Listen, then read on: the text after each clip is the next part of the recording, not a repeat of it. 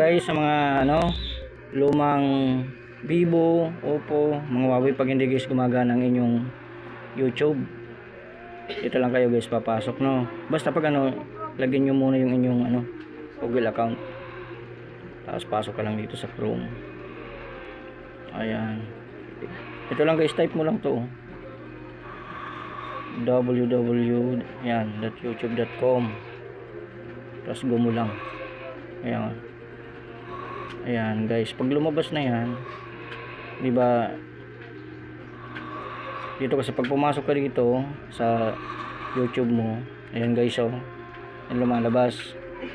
Ito guys yung ating diskarte, no. Kita nyo na yon. Ayan, pagpasok nyo sa Chrome, ayan, pag may lumabas na dyan, halimbawa ito, lumabas na yan. Ito lang guys, makikita nyo yung dot na yan, tatlo. Click nyo lang yan, tapos add to home screen. Ayan guys, tapos bala ka na dyan guys mag-edit.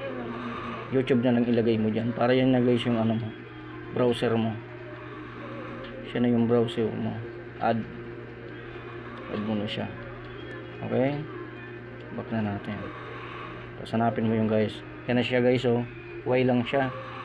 Check natin kung mag-open na. Okay. Yan na guys yung pinaka browser mo ng YouTube.